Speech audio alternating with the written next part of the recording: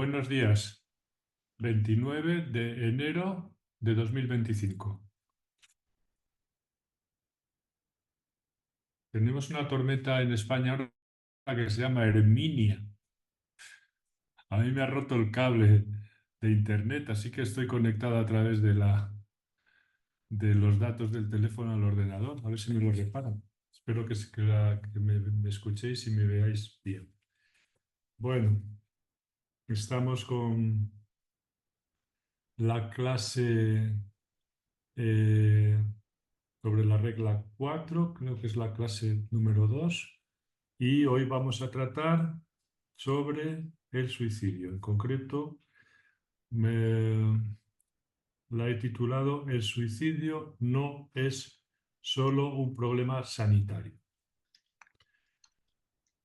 Es un problema sanitario, pero no es solo un problema sanitario. Entonces, habíamos hablado el día pasado de que hoy colaboraba con nosotros el profesor Héctor Gallo de la Universidad de Antioquia y bueno, no lo dejamos para el próximo día su colaboración porque hemos tenido unos problemas con el envío de sus vídeos, ah, y el próximo día los podemos ya incorporar a la clase.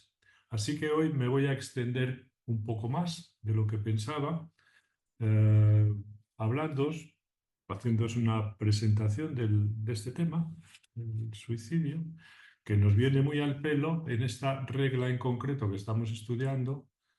A menudo nosotros, como clínicos, tenemos que elegir entre lo malo y lo peor. Y el suicidio ya nos salía, era uno de los cabos que encontrábamos el día pasado cuando hablábamos del caso de Margaret Little.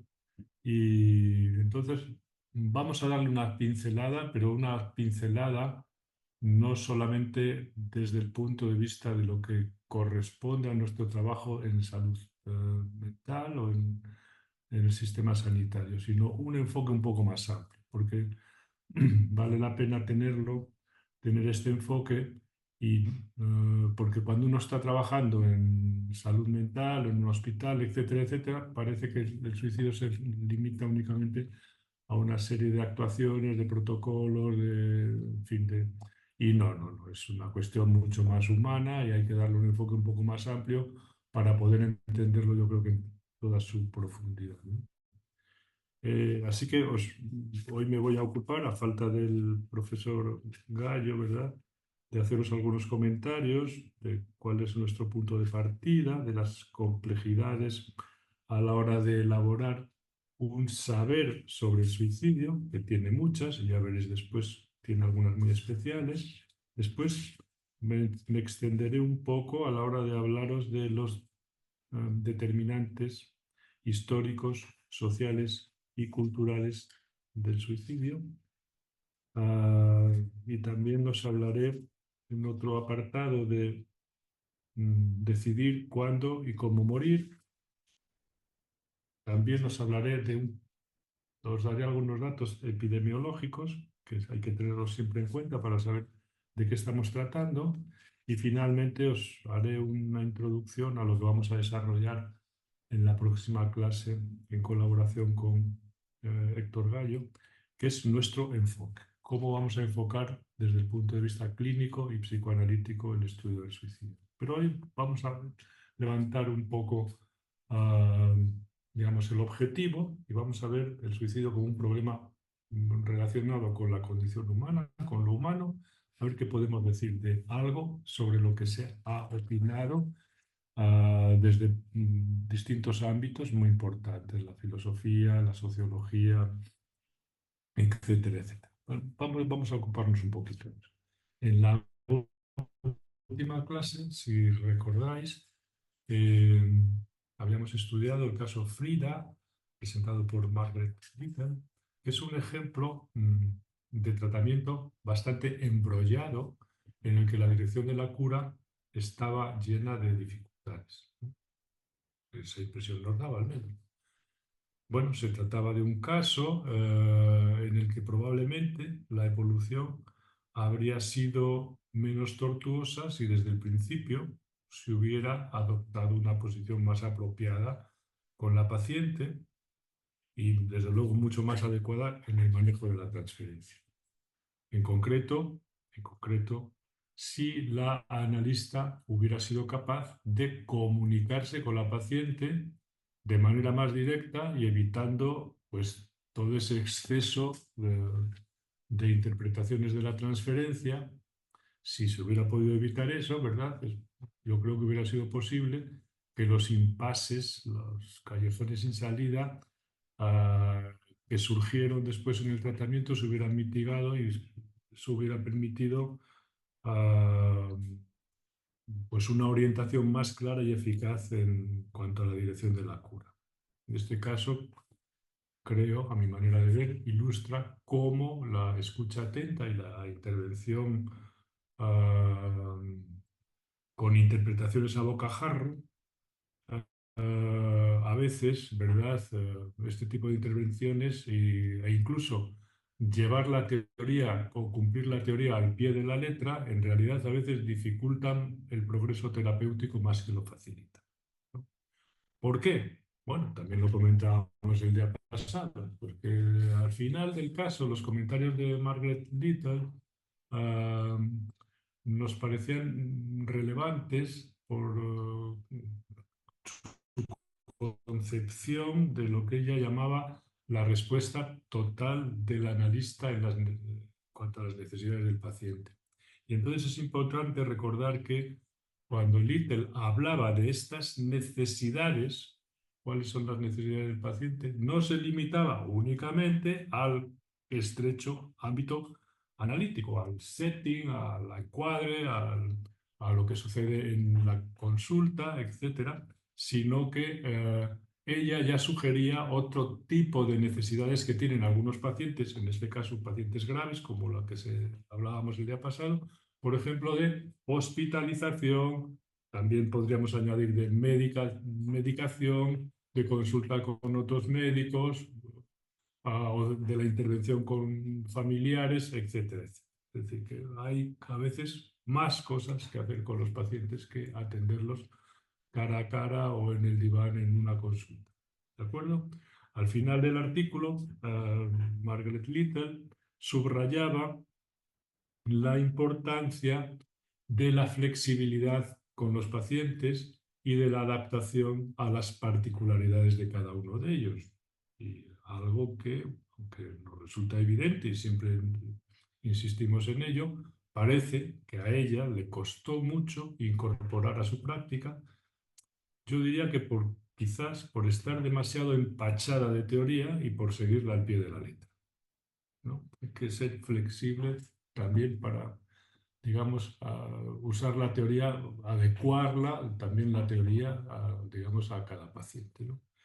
Entonces, a modo de síntesis, eh, voy a leeros unas palabras de Little sobre el caso que presentaba y damos paso ya a la exposición de hoy. Es necesario, dice esta mujer, ser flexible, y flexible no es ser débil, ser confiable y ser fuerte no es ser rígido, y estar dispuesto a utilizar cualquier recurso disponible. Lo que hago, dice Little, en la práctica varía mucho de un paciente a otro. Aprendamos esto. ¿De acuerdo? Perfecto. Al hilo de este caso y del propio análisis del que comentábamos algunas particularidades del propio análisis de Margaret Little con Donald Winnicott, sobre el libro que escribió sobre eso, surgía la problemática del suicidio, del riesgo de suicidio que tenía la paciente de la que hablamos e incluso del riesgo de suicidio de la propia psicoanalista cuando se analizaba con Winnicott, ¿no?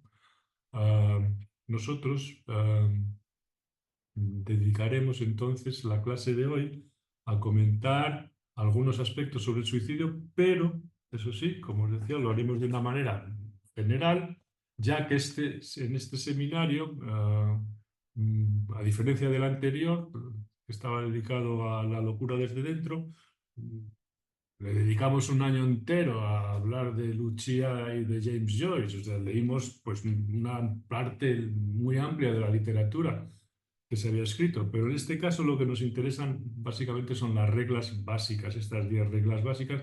Por tanto, cuando surge algún tema, como ha surgido la repetición, la pulsión de muerte, el goce, una serie de cosas que van apareciendo aquí, o en este caso, o cuando aparecía la transferencia o la contratransferencia, o en este caso, digamos, el suicidio, es más bien para aclarar ciertas cuestiones de los temas que estamos dando, no tanto para estudiar el tema como tal de una manera exhaustiva como hacíamos en el seminario anterior, ¿no?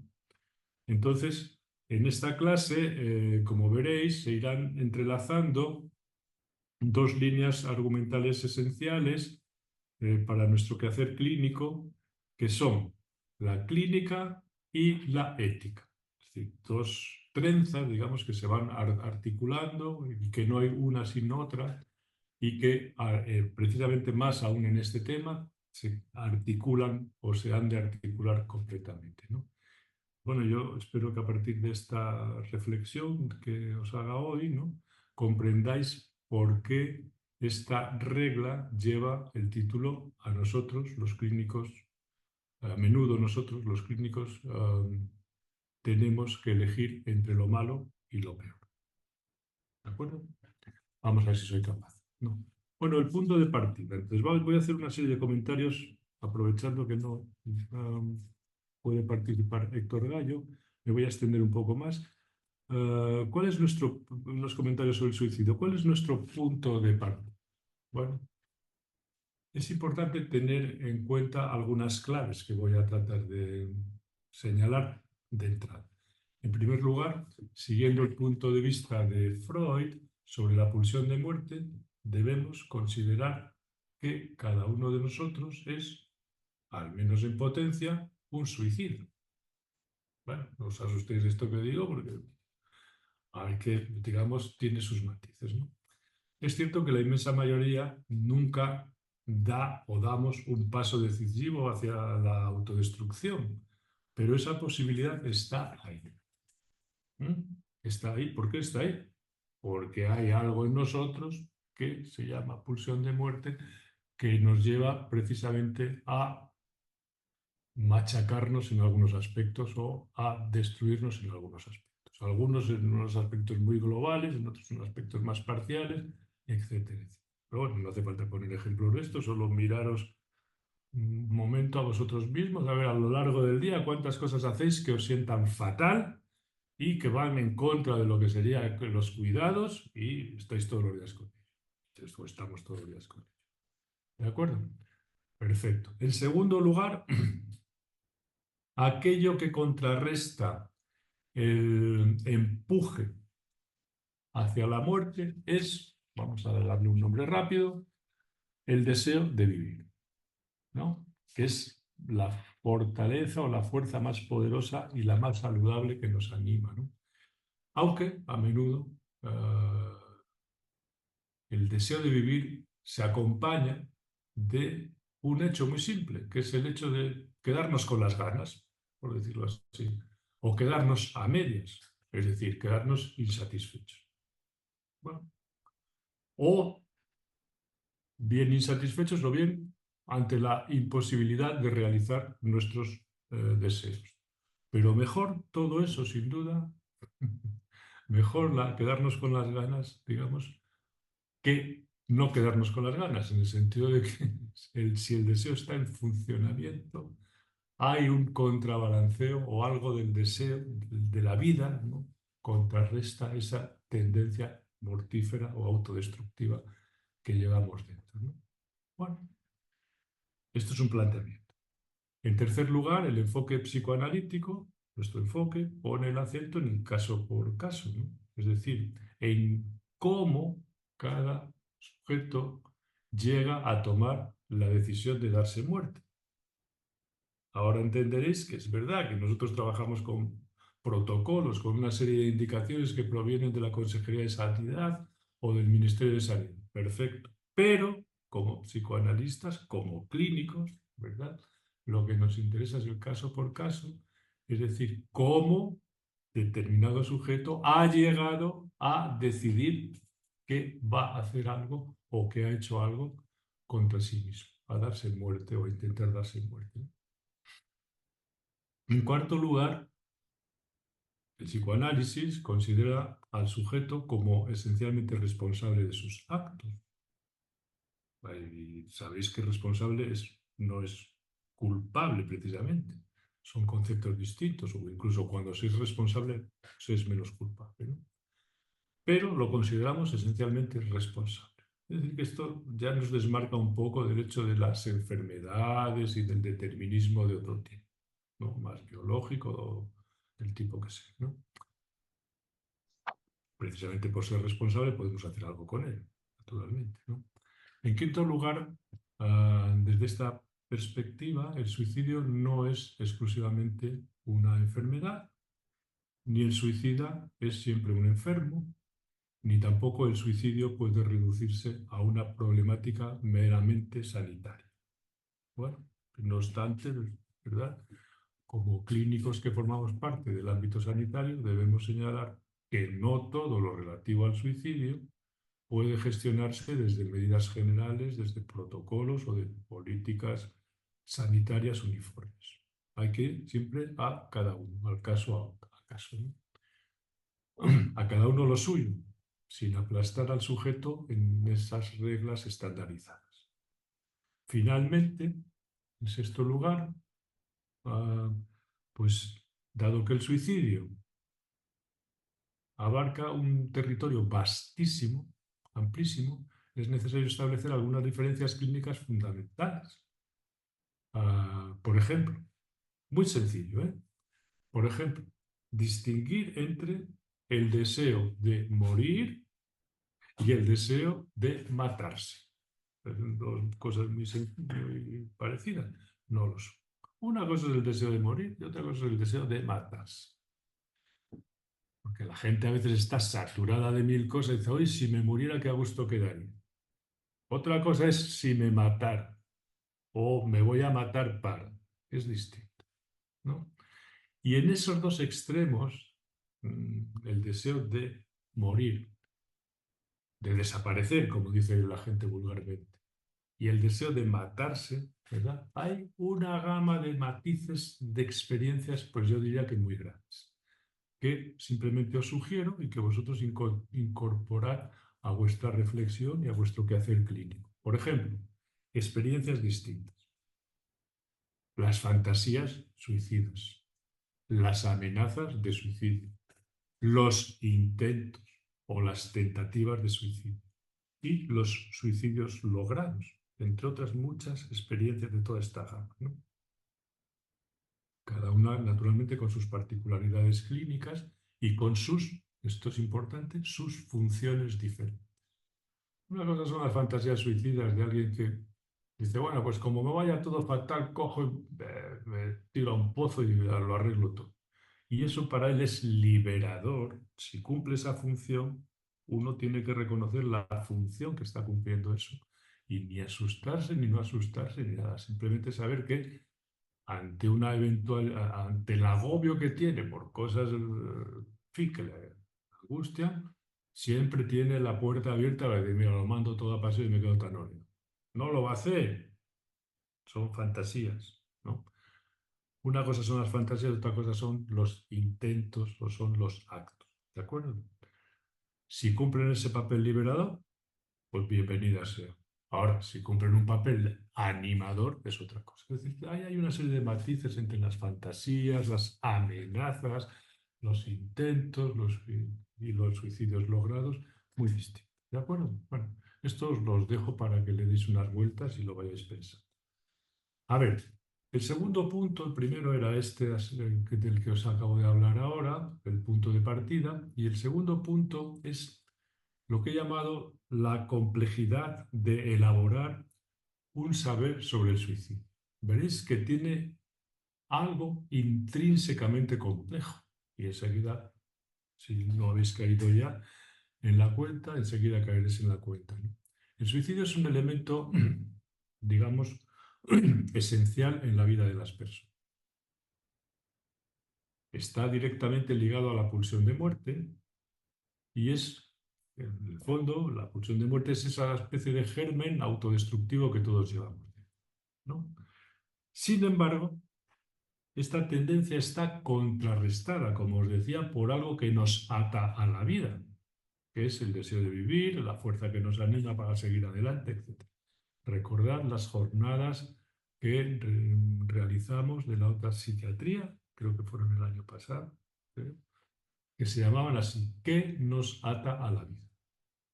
¿De acuerdo? Y que trataban precisamente de esto, no del suicidio, sino justamente de lo que nos ata a la vida y nos hace seguir adelante.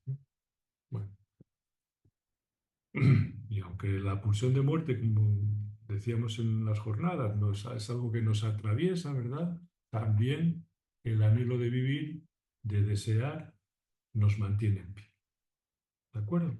Bueno, vamos ya entonces a hacernos una pregunta, ¿no? Y para aclarar sobre estas complejidades de elaborar un saber sobre el suicidio. ¿Por qué alguien decide darse muerte? Y tenemos ya una pregunta buena, ¿no? La respuesta a esta pregunta es intricada, múltiple y no es nada sencilla. Pues no es nada sencilla porque no basta con hablar de enfermedades ni de la neurobiología del suicidio, o de términos como depresión, depresión mayor, melancolía, impulsividad, que parece que lo resuelven todo y luego se acoplan o valen para determinados casos, pero no valen para todos, o no valen solo valen para algunos, solo, ¿no? Aunque estas categorías que os acabo de decir, explicaciones neurocientíficas o enfermedades, etcétera, tienen para nosotros su lugar y forman una parte de nuestra formación y de nuestro criterio, ¿no? Dejan, diría yo, factores fuera y factores que son determinantes. Por ejemplo, los más importantes, los subjetivos, ¿no? Incluso los sociales, incluso los culturales. Y estos factores, los subjetivos, los históricos, los culturales, los sociales, varían mucho de una persona a otra. Varían mucho de una persona a otra. Bueno, después os lo hablaré con más claridad, pero pensad en dos suicidios muy célebres en la historia de nuestra cultura. Bueno, una de la historia, vamos a coger uno de nuestra cultura y otro de otra cultura distinta y de siglos distintos, ¿no? El suicidio de Sócrates, por ejemplo, ¿verdad? Y el suicidio de Mishima, un japonés, digamos. Un suicidio por honor y otro por rigor y por fidelidad a lo que uno piensa, ¿no? Son dos suicidios, ¿no? Pero ¿qué tienen que ver con la melancolía, con la depresión? Tienen más que ver con cuestiones de una época, de unos factores culturales, de unas cuestiones sociales, ¿no? Esto vamos a empezar a tenerlo en cuenta, ¿no? El suicidio es sin duda uno de los grandes enigmas de la psicología y es uno de los fenómenos más misteriosos que enfrentamos los clínicos, ¿no? Hay una obra de un filósofo, de un novelista y filósofo francés que se llamaba Albert Camus y la obra se llama El mito de Sísifo. Y voy a leeros cómo comienza Camus el mito de Sísifo. La abre con estas palabras. No hay nada más que un problema filosófico verdaderamente serio, el suicidio. Juzgar si la vida vale la pena de ser vivida es responder a la pregunta fundamental de la filosofía. Y más adelante dice, veo que muchas personas mueren porque estiman que la vida no vale la pena vivirla. Veo a otras que, paradójicamente, se hacen matar por las ideas o las ilusiones que les dan una razón para vivir. Y más adelante dice, opino, en consecuencia, que el sentido de la vida es la pregunta más apremiante. ¿Cómo contestar? Bueno, vamos a ver si podemos decir algo sobre esto. Pero Fijaros que para Camus dice, el problema más importante de la filosofía no son las categorías, lo ontológico, eso son bobadas, el suicidio. Bueno, a esta dificultad, ¿verdad? Esta pregunta tan compleja que Camus y otros autores ponen en primer plano, ¿no? Se añaden otras dificultades. Por ejemplo, los suicidas que logran su propósito no pueden dar testimonio de su experiencia, no pueden hablar de su acto. ¿Por qué? Pues porque están muertos. Entonces, además, el estudio del suicidio enfrenta el obstáculo de que históricamente el suicidio ha sido en muchos periodos y en muy largos periodos reprobado y condenado, es decir, silenciado. Con lo cual, ese silencio pues no ha contribuido precisamente a conocerlo mejor, porque muchos documentos, muchas cuestiones, digamos, testimonios, han desaparecido o se han silenciado. No es un tema del que se habla, por lo menos en una larga parte de la historia cultural de Occidente. Luego veremos que en otras sí. Y a esto, además, que os acabo de decir, ¿no? Habría que añadir pues una dimensión aún más inquietante, aún, que el suicidio en sí mismo tiene algo que ver con el no querer saber, con un rechazo al saber o incluso con un tope del propio saber. Estoy tratando de justificaros que es un tema especialmente complejo por todas estas razones que estoy diciendo, ¿no? Y en ese sentido, creo que cuando Lacan en 1973 ah, pro- comenta, lo voy a leer ahora lo que dice, ¿no? Ah, mm, dice, dice Lacan, el suicidio es el único acto que puede tener éxito sin fallo. Claro, pues lo podemos traducir de otra manera. El suicidio es el único acto que nunca fracasa.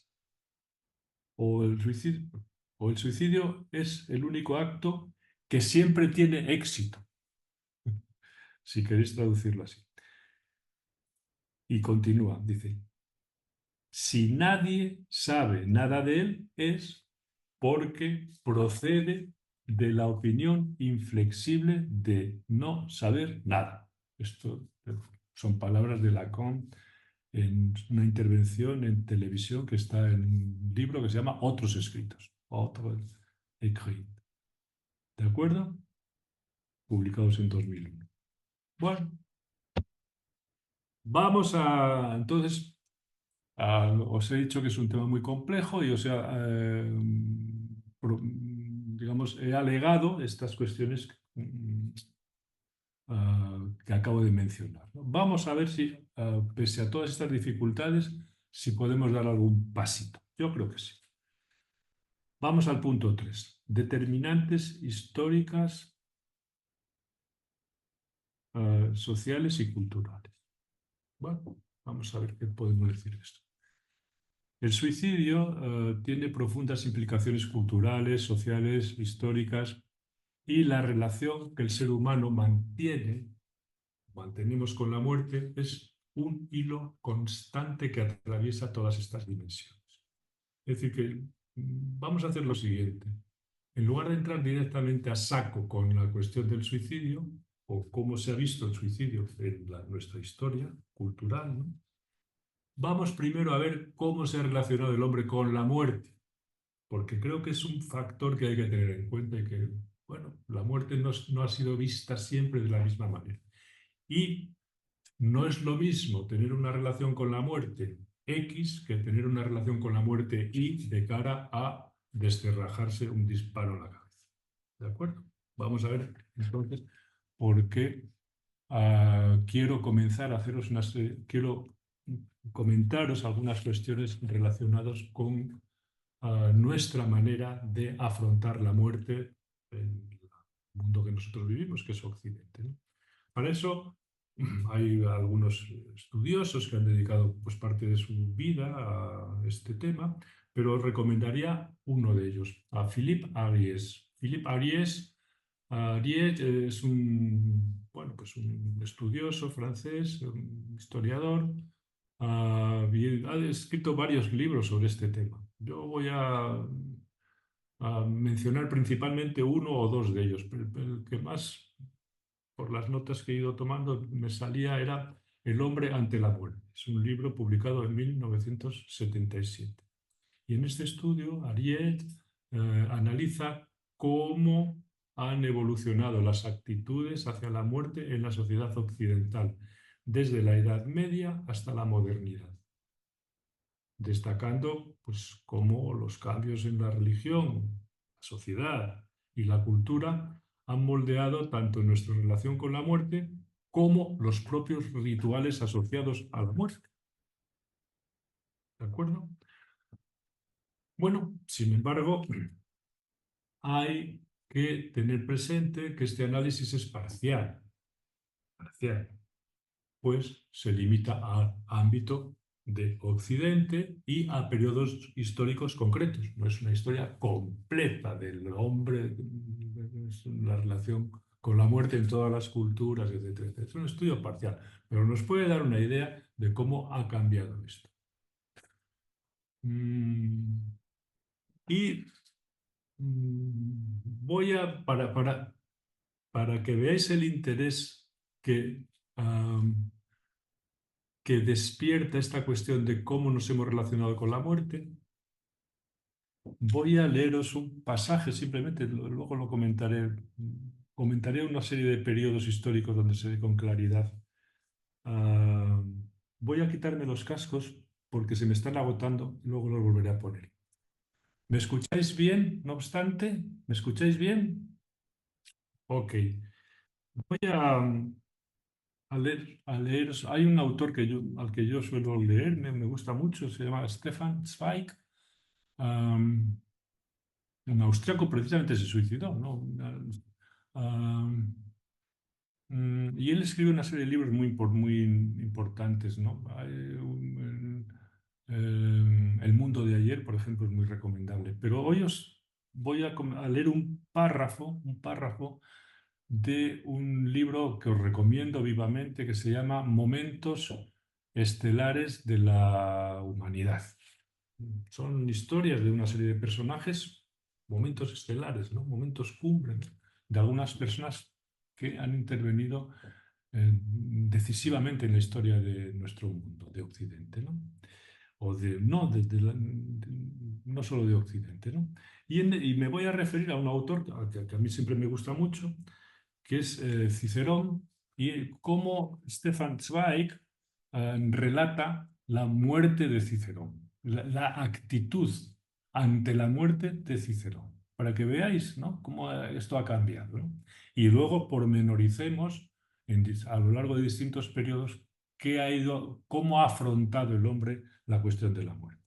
Bueno, a ver, mm, no, o sea, previo, Cicerón, pues en un momento determinado estaba en la villa de Túsculo, que es una residencia que él tenía, más o menos cercana a Roma, y sabe que vienen a buscarlo y lo van a matar, pues porque ha tomado partido una- en una cuestión política, y el Marco Antonio, digamos, ah, va a buscarlo, ha mandado a algunos sicarios para que lo pasen por el cuchillo. Entonces él lo sabe y decide en un momento determinado, al final, al principio no se decide a huir, sino que lo maten en su casa, pero al final ya le convencen para que se vaya, se va con un séquito pequeño, ¿no? Pues, en dirección al mar, a ver si puede llegar al mar, embarcar y salir hacia Grecia probablemente, hacia donde pudiera, ¿no? Entonces, el párrafo que he sacado es este, ¿no? Dice, pero el hombre, se refiere a Cicerón, el hombre que en su propia casa le ha traicionado no quiere quedarse sin su vergonzoso dinero, ¿no? Alguien de su propia casa, de la villa de Túsculo, le traiciona porque le dice a los sicarios que vienen a matarlo, le informan de a dónde se ha ido, ¿no? A toda prisa reúne a un centurión, un capitán y un par de hombres armados. Todos ellos corren tras la comitiva, en la que va Marco Tulio Cicerón, a través del bosque y aún les da tiempo a alcanzar la presa. Al instante, los sirvientes se agrupan en torno a la litera del carruaje donde él iba y se disponen a luchar, pero Cicerón les ordena que lo dejen, es decir, que no haya luchas, que lo dejen ahí, solo, que se retiren, que lo dejen a él solo frente a los que lo vienen a matar, ¿no? La vida está acabada. ¿Para qué sacrificar otras ajenas, más jóvenes? En el último momento, este hombre siempre vacilante, siempre indeciso, porque Cicerón era así, vacilante, indeciso, y solo en ocasiones valiente, pierde por completo el miedo. Siente que solo puede acreditarse como romano en esta, su última prueba, si encara la muerte con dignidad. Un romano tiene que encarar la muerte con dignidad. Ya veréis después, si hablamos de Séneca, me acuerdo cómo afronta también el suicidio, ¿no? Por orden suya, los criados se apartan, desarmado y sin ofrecer resistencia, brinda a los asesinos su anciana cabeza y con estas grandiosas y sabias palabras: siempre he sabido que soy mortal. Es decir, que quitaros todos y cuando vienen los otros a matarlo a caballo, saca la cabeza para que le corten de un tajo la cabeza directamente. Bueno, siempre he sabido que soy mortal, pero los asesinos no quieren filosofía, solo quieren su paga y no lo dudan mucho. Ah, De un fuerte golpe, el centurión derriba al hombre indefenso, así muere Marco Tulio Cicerón, el último defensor de la libertad de Roma, mostrándose en su última hora más heroico, más viril y más decidido que en otras miles y miles de ocasiones durante toda su vida. Bueno, aquí lo traía simplemente como ejemplo para ver cómo en otro tiempo, en la Roma imperial, ¿verdad? Se afrontaba en la Roma del siglo I, se afrontaba la muerte de una manera bastante distinta a la que se afronta hoy día, ¿no? ¿De acuerdo? Bueno, estábamos en esto. Ahora voy a proponeros de una manera muy sintética el recorrido que Aríes traza en sus libros con respecto a cómo se ha afrontado la muerte en Occidente, ¿no? Entonces él diferencia eh, cuatro grandes periodos, que os los sitúo simplemente sin entrar en demasiados detalles. Primero, la Edad Media, él comienza en la Edad Media. La Edad Media, desde la Edad Media hasta el siglo XII, ¿no? Bueno, un largo periodo, naturalmente, en el que la muerte era aceptada como un evento natural, integrado en el ciclo de la vida. Los rituales que se hacen con los muertos y tal eran sencillos y comunitarios. Es decir, era algo, como os digo, que estaba integrado, ¿verdad? Que estaba integrado en la vida. La gente se moría porque estaba viva, ¿no? Y no había más drama ni cosa terrible, ¿no? Otro segundo periodo de los siglos XII al siglo XVIII, ¿no? En el que él lo llama la muerte propia. En la primera, lo de la Edad Media lo llama la muerte domada o la muerte domada, sí. Y aquí lo llama la muerte propia. Es decir, que la muerte tiene este sesgo, ¿no? Donde ya se habla de la muerte de uno mismo, ¿no? Y aquí la muerte adquiere un carácter más, dice él, individualista. La preocupación por la salvación personal y la introspección espiritual se vuelven centrales. Entonces surge la idea de la muerte buena, el ars moriendi, que se llamaba, ¿no? Promovido por la religión cristiana, que destaca por encima de todo la preparación personal para morir. Sí. Con el cristianismo, claro, se expande también la idea, la creencia, ¿verdad?, de que hay que prepararse para morir para entrar en la otra vida, ¿no? Otro periodo posterior, que no quiero detenerme mucho en ellos, de los siglos XVIII y XIX, Aries lo llama la muerte de los otros, ¿no? Es un periodo en el que la muerte comienza, dice, a percibirse como un fenómeno profundamente emotivo, sentimental, y por tanto los duelos o el duelo se intensifica y se prolonga, y la muerte de un ser querido pues adquiere un peso emocional mucho mayor. O sea, que mayor se supone que adquiría antes, ¿no? Y en ese sentido, este autor lo describe como el inicio de lo que él llama la muerte romántica, ¿no? Que saca, os cito una frase muy breve para que veáis, digamos, dice, en la ciudad todo sigue como si nadie muriese. Escribe Philippe Ariès en la mencionada obra, reflejando la incapacidad, ¿verdad?, contemporánea, es decir, ya del siglo XIX, ¿no?, para enfrentar la muerte como parte natural de la existencia. Fijaros cómo ha ido cambiando, ¿verdad?, desde la Edad Media, donde la muerte era una parte de la vida, y aquí la muerte empieza ya a ser, digamos, algo ah,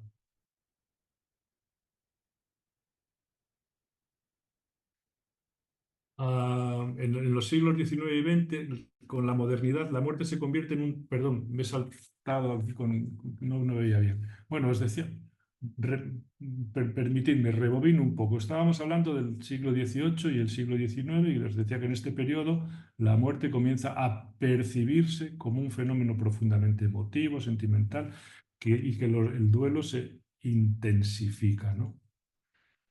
Entonces, los duelos se intensifican, comienzan a tomar, se puede decir así, más esplendor y a ser mucho más llorados, etcétera, etcétera. Hasta el punto que este autor dice, ¿qué multitud piadosa llorando me rodea?, ¿no? Es una de las fórmulas que aparece ahí.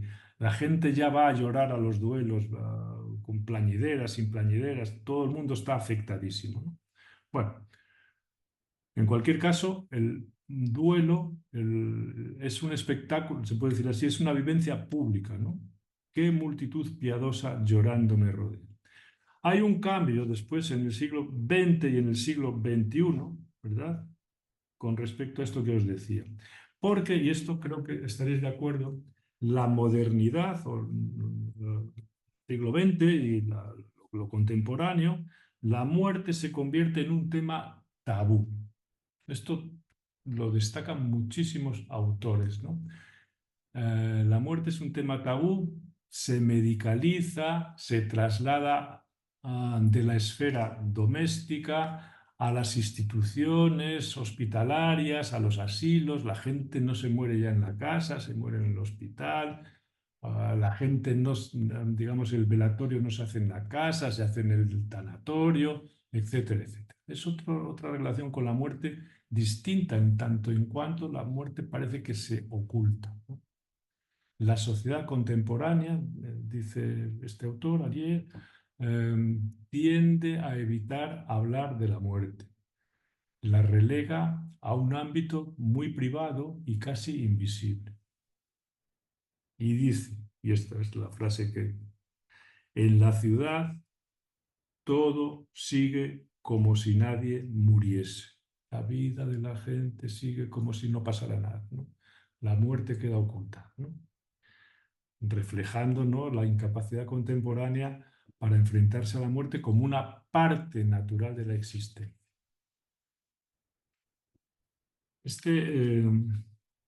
En otra obra que se llama La historia del mismo autor, de la historia de la muerte en Occidente, Aries escribe lo siguiente, ¿no?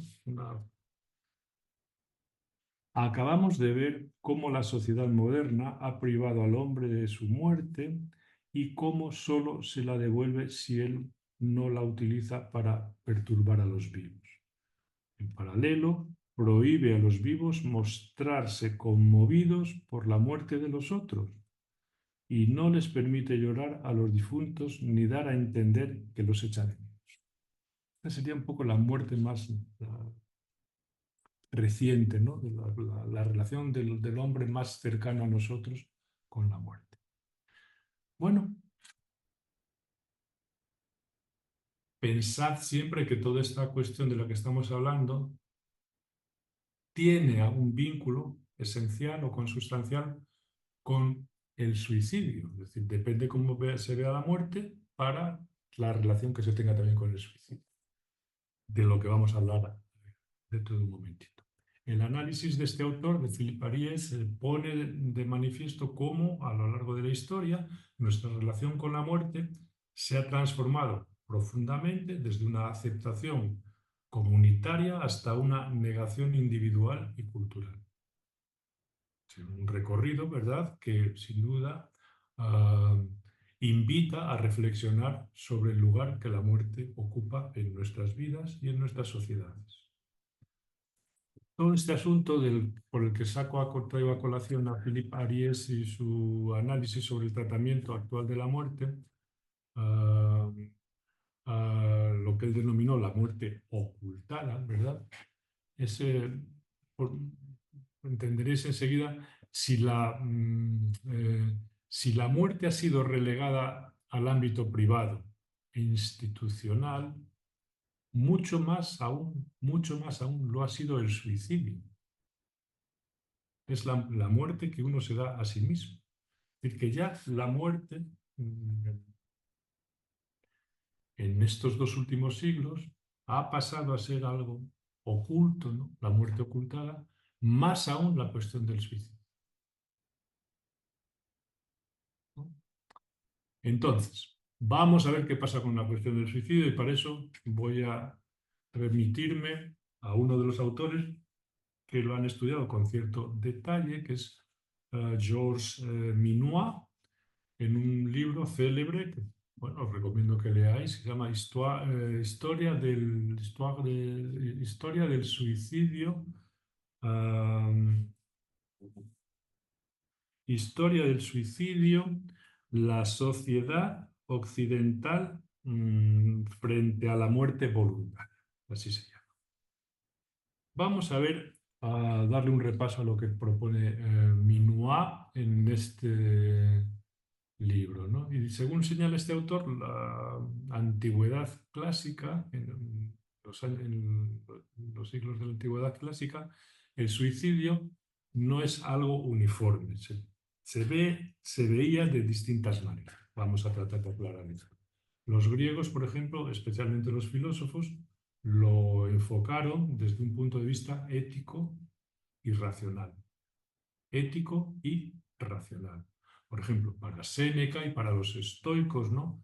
El suicidio era una expresión de libertad personal, una forma digna de evitar la degradación o una existencia indigna.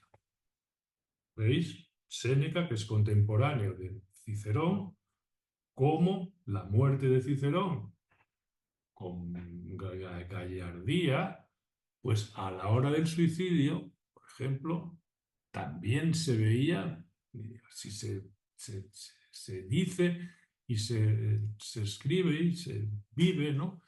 Séneca, por ejemplo, que fue preceptor de Nerón y tuvo que matarse, o digamos, tuvo que suicidarse, pues para ellos era evitar la degradación y la indignidad de ser un cobarde y un mediocre, ¿no?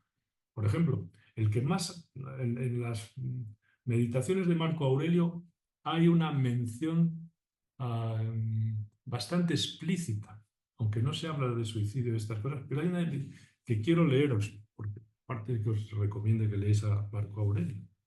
Yo a mi hija cuando era pequeñina le leía las meditaciones de Marco Aurelio.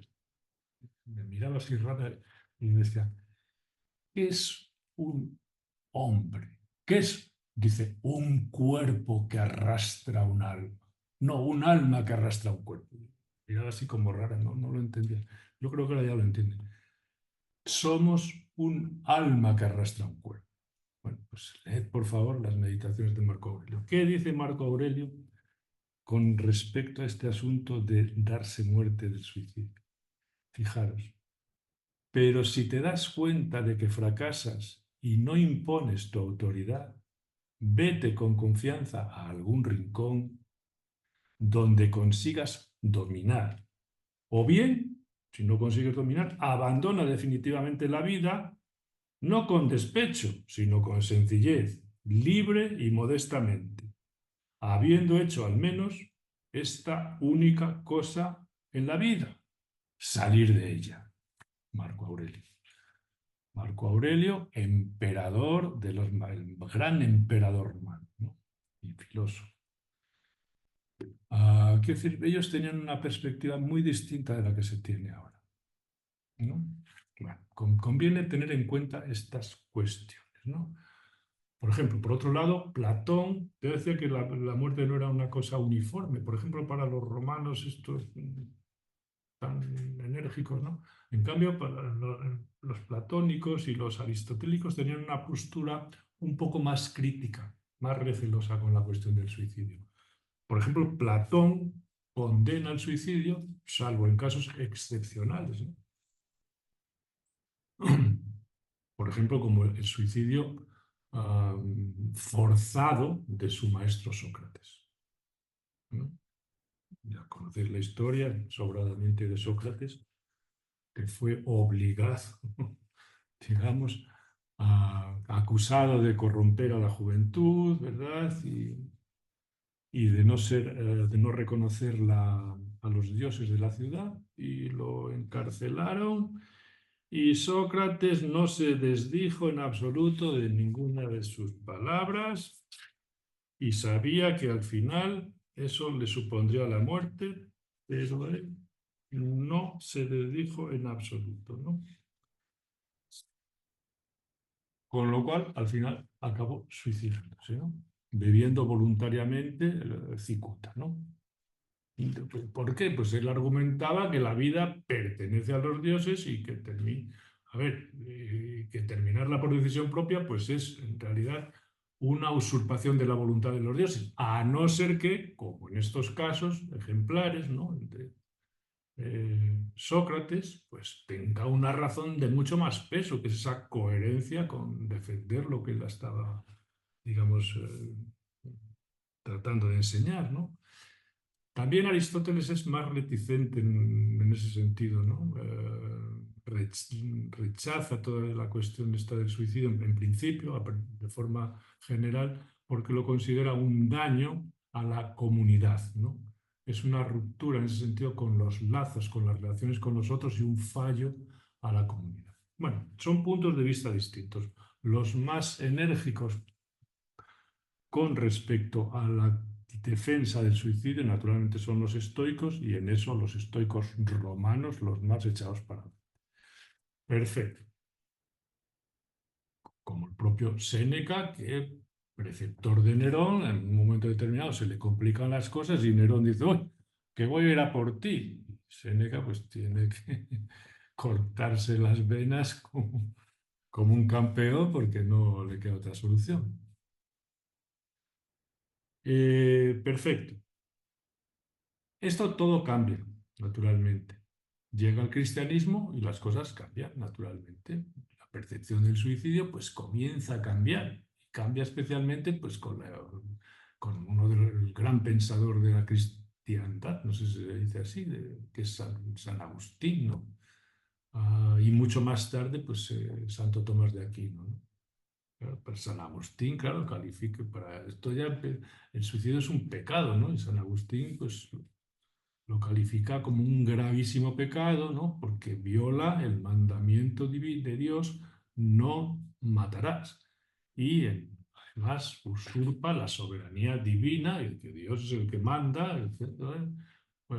Porque solo Dios, en ese sentido, tiene autoridad sobre la vida y sobre la muerte. En la Edad Media, ¿verdad? efecto de todas estas ideas, ¿no? La condena teológica se tradujo en una serie de castigos muy severos contra los que atentaban contra su vida. Por ejemplo, las familias de los suicidas podían ser despojadas de los bienes y los cuerpos de los muertos eran sometidos a humillaciones públicas de los muertos por suicidio, claro, y privados de un entierro cristiano, ¿no? El suicidio en ese sentido era considerado no solo un pecado, sino también un crimen contra la sociedad. Naturalmente todo esto cambia en el Renacimiento, donde la actitud hacia el suicidio varía con un pensamiento, una recuperación del pensamiento antiguo y se vuelve un pensamiento mucho más humanista, ¿no? Naturalmente, cuando se habla del Renacimiento hay que hablar de Michel de Montaigne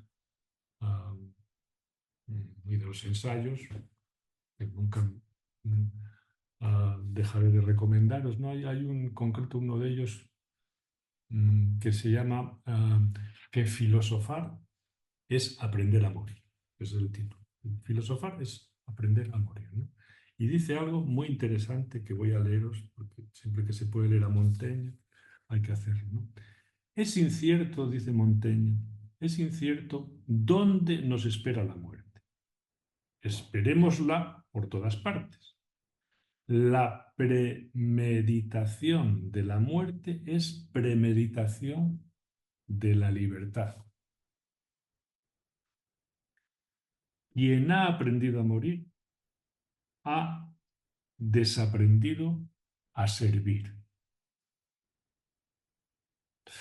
Leed a Montaigne. Bueno, aquí hay un cambio importante con respecto a este pecado, a esta cobardía, empieza a verse algo de lo antiguo que vuelve a resurgir, ¿no? Más tarde, con Voltaire y Rousseau, ¿no? La Ilustración, ¿no? Se desligan el suicidio de la cuestión religiosa y lo enfocan desde un punto de vista más filosófico o más moral, ¿no? En este periodo, la literatura también comenzó a romantizar el suicidio. No tenéis nada más que ir a Alemania a leer el libro del joven Bertolt de Goethe, donde, digamos, muere, se puede decir así, por suicidio, una especie de historia amorosa, ¿verdad? Se desterraja un disparo y a consecuencia de las heridas, pues muere al cabo de un tiempo, ¿no? Y es la expresión del dolor romántico, de la sensibilidad extrema, y entonces incluso se introduce en el asunto del suicidio una especie de dimensión estética, ¿no? Es otro punto de vista distinto, ¿no? Más cercano al nuestro.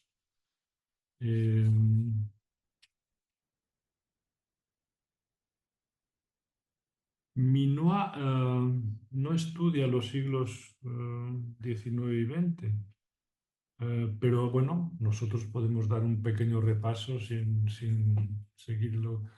Lo más importante lo diremos con respecto a Freud, del que hablamos y seguiremos hablando, ¿no?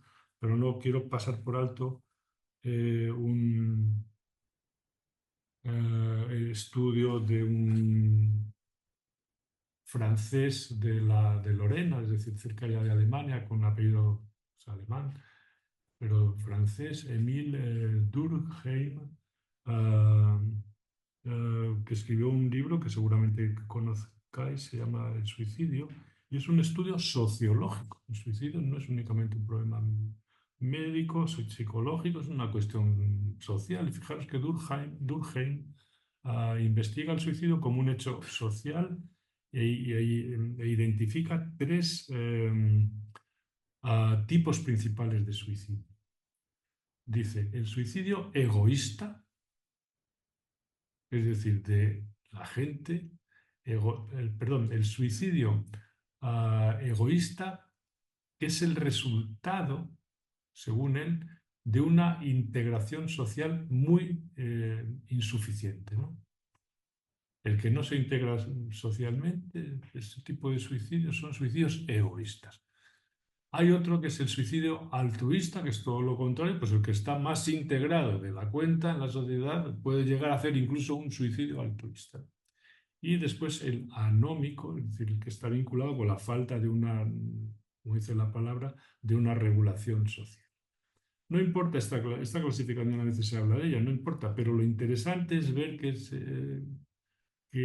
Durkheim lo que hace es iniciar un nuevo surco, un nuevo tipo de estudios relacionados con el suicidio y con la comprensión del suicidio como una cuestión no religiosa, no filosófica, sino propiamente social, ¿no? Más que puramente individual, incluso social, ¿no? Muy bien. Pues como puede verse, el suicidio no es únicamente un problema sanitario, que es lo que quiero dejaros claro, ni religioso, ni social, ni tampoco exclusivamente psicoanalítico. Es un problema muy amplio, tiene muchas dimensiones, es un poliedro, tiene muchas caras. Y nosotros, aunque somos clínicos y damos prioridad a una de estas caras, ¿no? Pero no tenemos que olvidar todas estas otras, ¿no?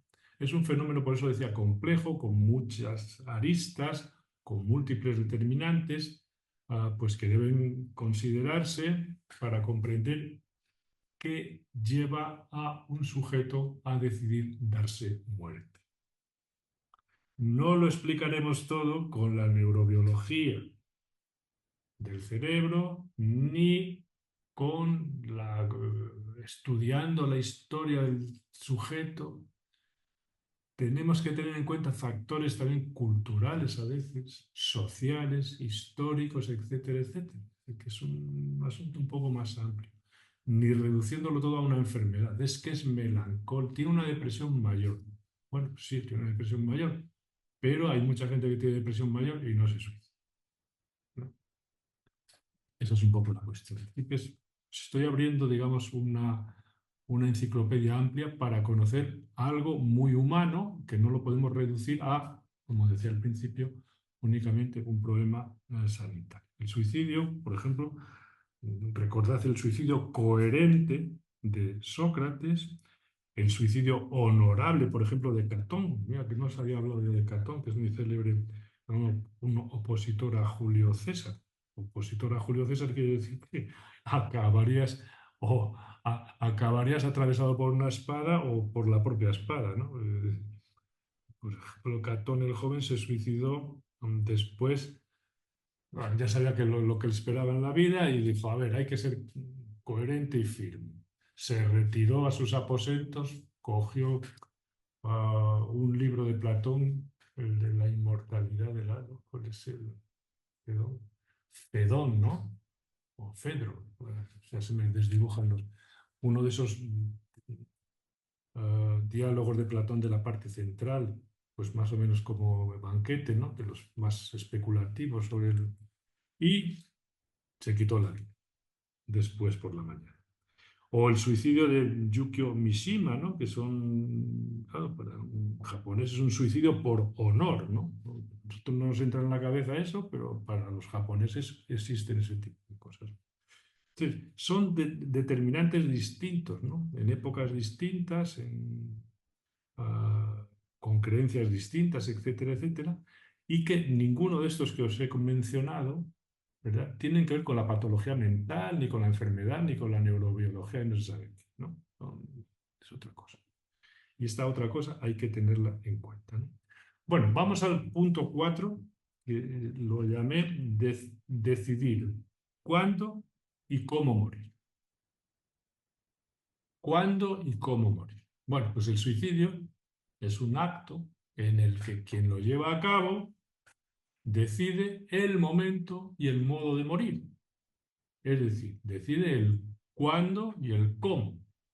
Pero lo que no decide es no morir, porque morir vamos a morir todos. Decide en todo caso el cuándo y el cómo. No morir ni no morir. No, eso no se decide. Eso ya se sabe lo que hay. Bueno, en ese sentido, como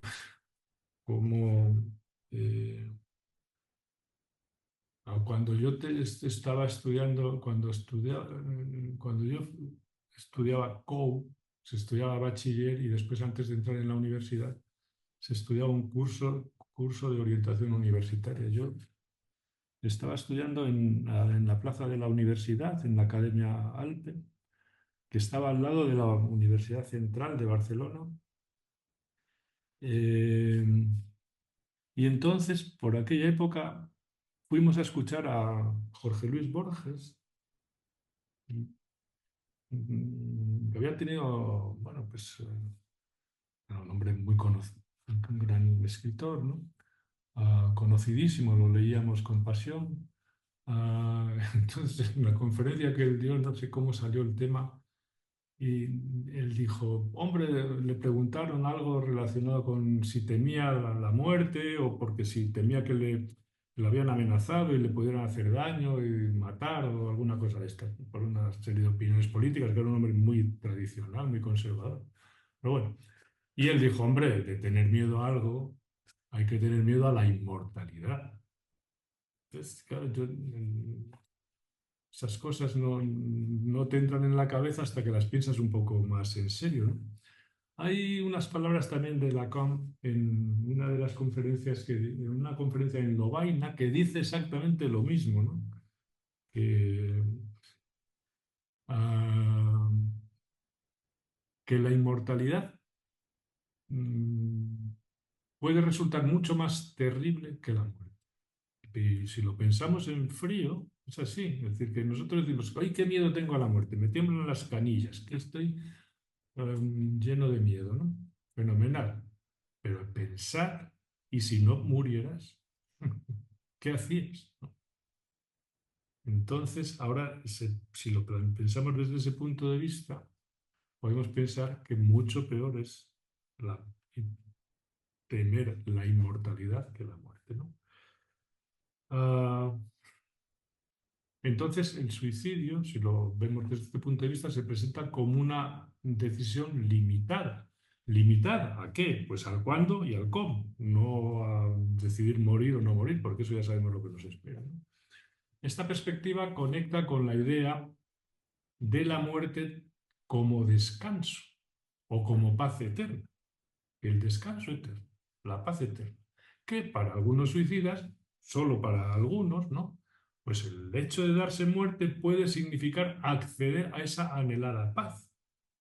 Y ya os hablé hace unos días, no sé a qué venía a cuento, ¿no? De algunos suicidas, ¿no? Que tienen una especie no sé cómo decía, si hay algunos suicidas que se pueden llamar el suicidio beatífico, ¿no? Que acometen el acto, ¿no? Del suicidio con una especie de paz que llama la atención, ¿no? Bueno, pues porque hay algo, se puede decir así, en ese descanso eterno, esa paz eterna, que algunos sí buscan. Y hay que tener eso en cuenta también, ¿no?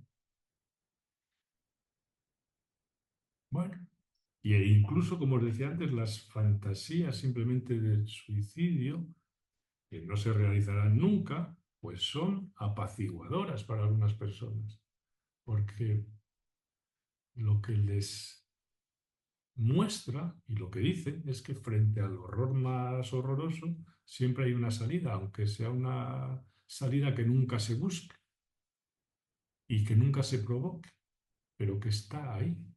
Eso dicen algunas personas que fantasean de vez en cuando con estas cosas.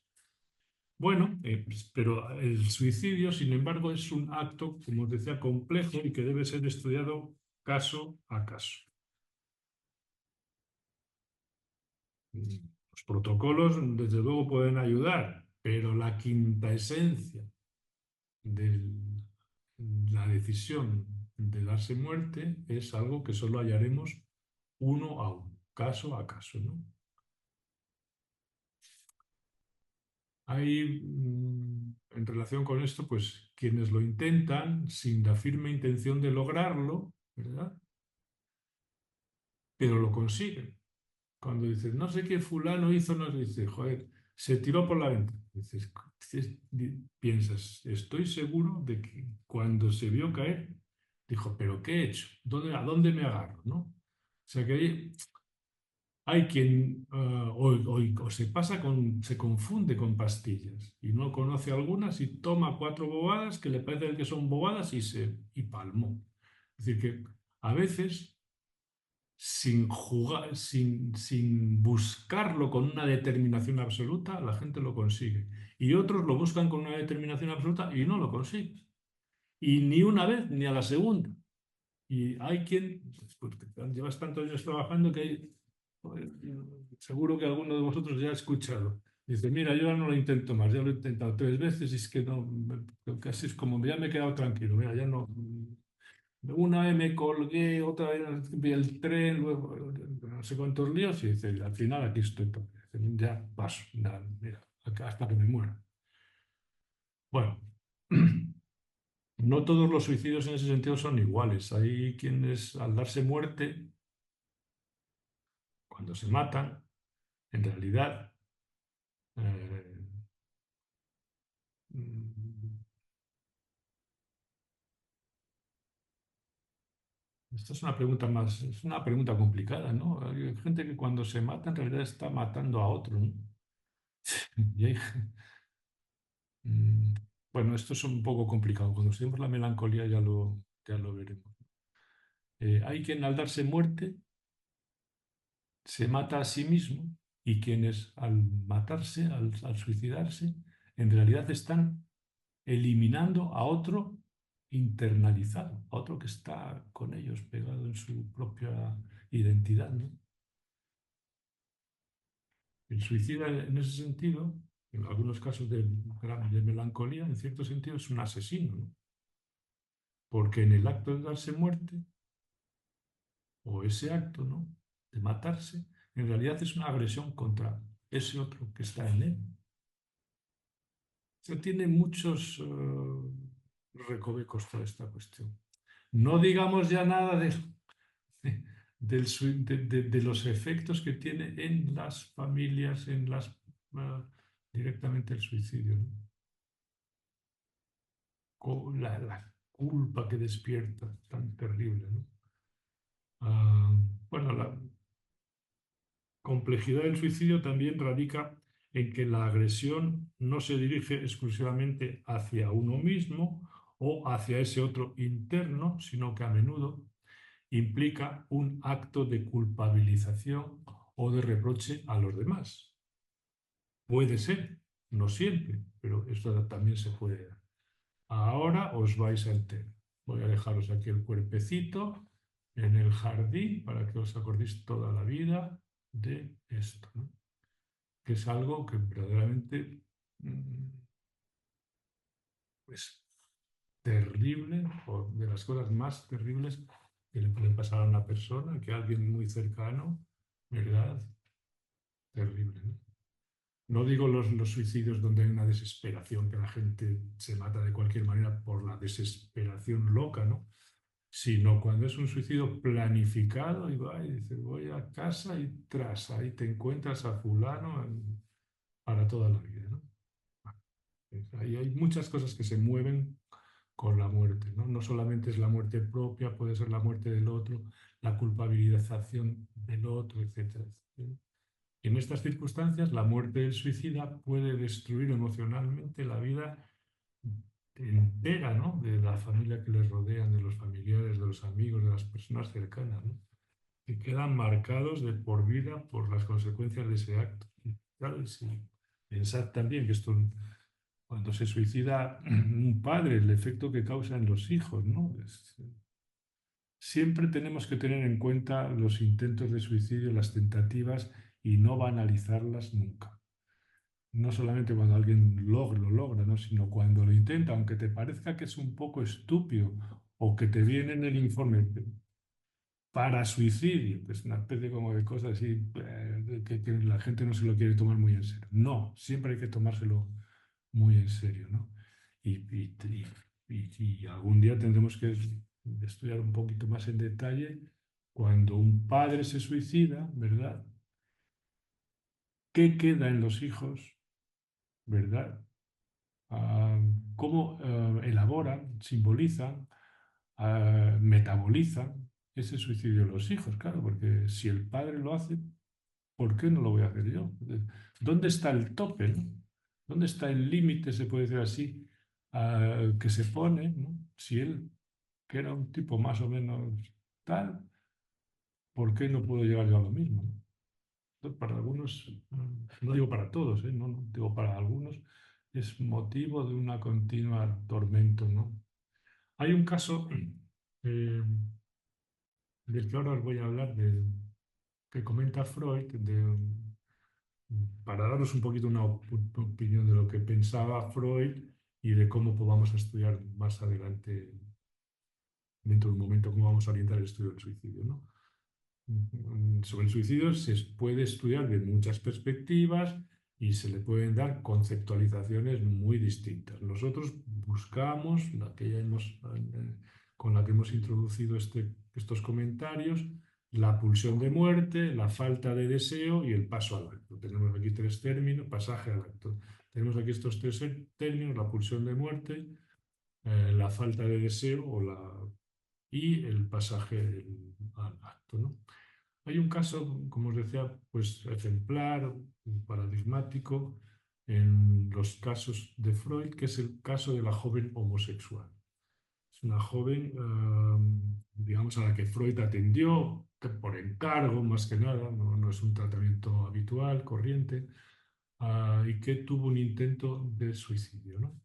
Ah, bueno, tiene dos momentos en la historia de esta mujer donde se ve un acting out y después un pasaje al acto. Es decir, estas dos formas de las que nosotros hablamos se dan en la misma, me parece a mí, ¿no? En la misma paciente, pero con diferencia de poco tiempo. Es decir, esta mujer se pasea por, así decirlo, por Viena junto con una cocota, con una especie de putón verbenero, muy conocido en la sociedad de Viena, una mujer mayor que ella, ah, digamos, de la que ella se ha enamorado, pero que a los ojos, a la vista de los vieneses, pues esa señora era un tipo putón verbenero, ¿no? Y esta chica jovencita, pues se enamora de ella. Y naturalmente no se le ocurre otra cosa mejor que pasearse con ella a los, buscando, que no hay nada casual en eso, que su padre se encuentre con ellas y las vea, ¿no? Y así sucede. Eso es una especie de acting out, es decir, ponerse a exhibirse para ser vistas por el padre, que la mira con una mirada muy crítica, por decirlo así, muy sancionadora, ¿no? E inmediatamente la joven, cuando ve esa mirada, sale zumbando, sale corriendo y se arroja hacia las vías, desde el puente, hacia las vías del tranvía o del tren subterráneo, ¿no?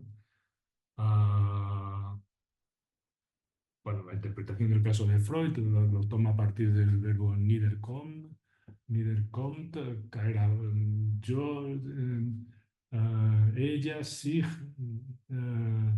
niederkommt, kommt nieder, ella se tira hacia abajo, va hacia abajo, que también el Niederkommen se puede traducir también como quedar encinta, quedar embarazada, ¿no? Entonces, bueno, Freud le da 40.000 vueltas ahí y tal. Pero en fin, esto no nos interesa, nos interesa menos, ¿no? Lo que sí nos interesa es ver cómo hay ahí estas dos modalidades, ¿no? La del acting out y la del pasaje al acto. Pero aunque nos aproximemos con ellas, con el pasaje al acto y con el acting out, a la cuestión del suicidio, con estos dos conceptos no lo explicamos todo, porque a veces hay quien piensa, dice, bueno, se suicidó, dice, fue un pasaje al acto. Dice, tuvo un intento de suicidio, fue un acting out. Bueno, hay gente que hace un acting out y se mata, o por lo que sea. Y hay gente que hace un pasaje al acto y no se mata. Y pasaje al acto no es sinónimo de psicosis, no indica psicosis, aunque ahora todo el mundo ve psicosis en todos los sitios. Pero bueno, en fin, cosas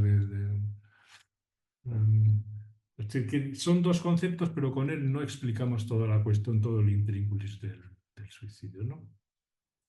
Desde el punto de vista clínico, el suicidio y las tentativas de suicidio deben ser, como os decía antes, tenidas en cuenta y examinadas caso a caso, siempre, ¿no?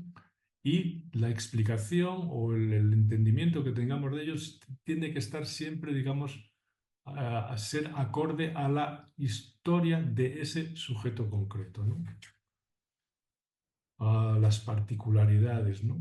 El clínico, como nos enfrentamos muchas veces a la necesidad, en ese sentido, cuando alguien nos relata algo de esto, ¿no? Que tiene ideas suicidas, que piensa en el suicidio, nos informamos si tienen, están organizadas, si son fantasías, si están sistematizadas, tal, tal, tal. Nunca tenemos que dejar pasar por alto estas cosas.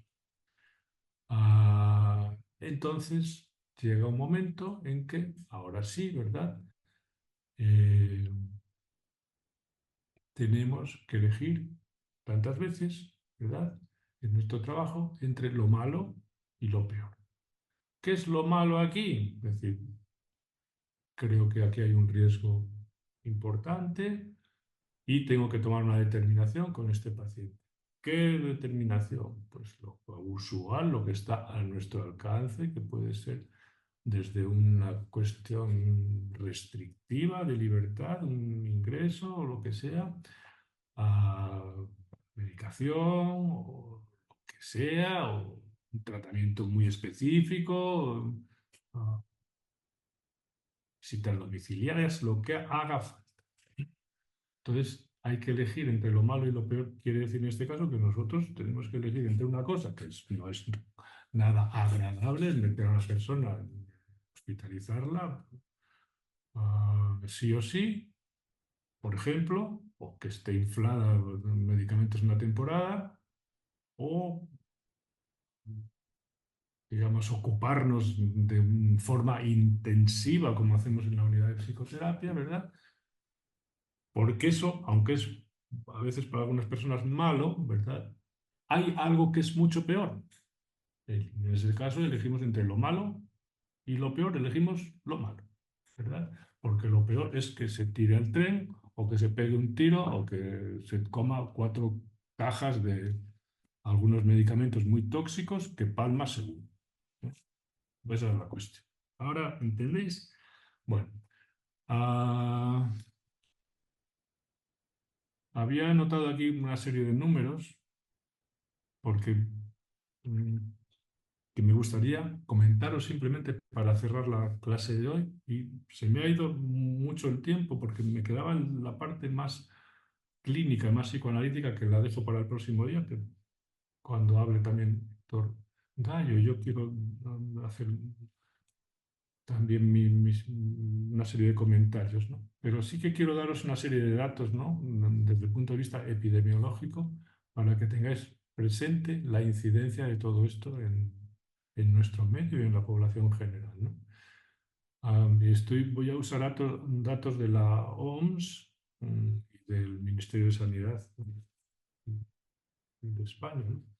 Bueno, pues simplemente no os aburro con esto. Cada año más de 720.000 personas fallecen aquí, por suicidio, ¿no? El suicidio es la tercera causa de defunción entre las personas de 15 a 29 años, ¿no? El 73% de los suicidios ocurre en países de ingresos bajos y medianos. La tasa de suicidio es más elevada en países del este como Eslovenia, Lituania, Hungría, por encima de 14 casos por 100.000 habitantes, mientras que en países del sur de Europa, por ejemplo en España, Malta, Italia, Grecia y en otros países, presentan unas tasas inferiores por debajo de 8 por 100.000 habitantes. Es decir, que mundialmente hay una proporción amplísima de personas que se mueren por suicidio, casi 1 millón de personas, ¿no? Ah, Y hay sitios donde la gente se suicida más. Y otros donde, en Groenlandia, por ejemplo, es un lugar donde la gente se suicida. Sí.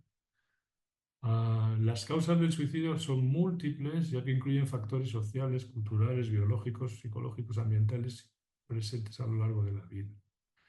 Por cada suicidio, muchas más personas intentan suicidarse. En la población general, un intento previo es un importante factor de riesgo. Cuando alguien viene y ha intentado alguna cosa, ya tenemos que tenerlo en cuenta porque se considera así. No quiere decir que sea que algo que se vaya a repetir siempre, ¿no? Pero si según los libros estos que nosotros hemos leído y estudiado y que procuramos olvidarlos con cierta a la que tenemos ocasión, por ejemplo el DSM-5 o la CIE-11, ¿no? Ah, y algunas publicaciones llamadas científicas, ¿no? Eh, las siguientes condiciones se asocian con más frecuencia con el suicidio y los intentos de suicidio. Bueno, pues aquí ya los habéis todos. La depresión, las depresiones mayores, por supuesto, o lo que podemos llamar la melancolía, lo maníaco-depresivo o bipolar, los trastornos por consumo de sustancias, esquizofrenias, trastornos delirantes, los trastornos de personalidad, especialmente los TLPs, trastornos del neurodesarrollo, ¿no? Conducta alimentaria, en fin, pero sobre todo toda la esfera más afectiva o química o del humor, ¿no? Y especialmente hay una combinación ahí un poco más chunga, ¿no? Que son los depresivos, serios depresivos, que además consumen ciertas sustancias, por ejemplo el alcohol y cosas de estas. Eso hay que tenerlo siempre muy en cuenta, ¿no? Depresivos, quiere decir, sean melancólicos o maníaco-depresivos, siempre es un factor que hay que tener en cuenta, ¿no? Bueno, entonces, esto es lo que quería deciros para que veáis que no es un tema, digamos, tan simple como reducirlo a una cuestión meramente sanitaria y que tampoco es un tema tan excepcional porque es algo bastante común y más aún en estos últimos años se ha escrito muchísimo sobre el suicidio en la adolescencia y hay que tener en cuenta esto, ¿no? Cómo a veces el efecto de las redes sociales, ¿no? Cuando se producen estas cosas, siempre se arrastran algunas personas que por identificación pueden llegar a hacer lo mismo, incluso a darse muerte. Así que hay que tener con eso un cuidado muy grande. Yo siempre me acordaré que antes teníamos un sector sanitario que englobaba una serie de pueblos que no, de la provincia y cuando alguien se tiraba a un pozo en tal pueblo, decías, hostia, ahora en esa comarca ya sabemos que en los meses siguientes se van a tirar más a un pozo, dos o tres seguro, ¿no? Y en general, lamentablemente acertábamos, ¿no? Porque hay una especie de, ahí sí se puede decir, un efecto llamada, una especie de identificación terrible de si lo hizo fulano, ¿por qué no lo voy a hacer yo? ¿No? Esa es un poco la cuestión. Entonces, bueno, hay aquí que andar con mucho cuidado con esta cuestión preventiva, sobre todo ahora para los chicos más jóvenes, que están a medio hacer y sobre todo se dejan llevar mucho por... Es que siempre pasó cuando se... Me acuerdo perfectamente, cuando se mató este cantante de un grupo que se llama Nirvana, Kurt Cobain, pues es que vimos una cantidad de chicas jóvenes, de chicos jóvenes que hicieron algún tipo de tentativa. Sí, no, en fin, esto no es solamente una cuestión neurobiológica, no, es una cuestión muy social, muy... Y en la adolescencia, Héctor Gallo escribió un libro, el próximo día supongo que hablará de él sobre el suicidio en la adolescencia y está todo el mundo un poco preocupado con estas cosas. Así que nosotros a nuestro trabajo, a elegir entre lo malo y lo peor, lo malo y atender a la gente sin pensar que un intento de suicidio, una tentativa de suicidio y tal, es algo banal. No, no, no, no, no, no. Nosotros tenemos que adentrarnos en los pliegues del alma de estas personas para que nos den cuenta, para que se puedan explicar a sí mismos qué están buscando, por qué han decidido, por qué fantasean con eso. Todo eso tiene toda una metralla detrás muy importante, que es incluso desconocida por ellos mismos. Y ahí es donde nosotros podemos ayudar a ver toda esa trama que hay detrás. ¿De acuerdo? Sin, por supuesto, negar que es una cuestión sanitaria y que hay que echar mano de otro tipo de, por supuesto. Bueno, el próximo día entonces voy a explicaros nuestro enfoque, ¿no? Y después el enfoque más clínico, más psicoanalítico, y terminaremos la clase con la aportación del doctor, del profesor doctor Héctor Gallo de la universidad, de una universidad colombiana que es la Universidad de Antioquia. ¿De acuerdo? Bueno, hoy hemos cumplido bien con nuestro trabajo, así que nos vamos a comer y os mando un saludo a todos. A África Balbás, que hace tiempo que no la vemos, que ahora se nos ha marchado ya a su hospital. Hola África, ¿qué tal? Hola, buenas. Muy bien, Bien. ya Muy bien, muy instalada bien. por aquí. Nos has dejado ahí con muchos pacientes que tenemos que atender ahora. Todos nos dan recuerdos para ti. ¿Vale? Joder, pues también Así para ellos. que te fichamos cuando termines, vienes para acá, que nos hace mucha falta.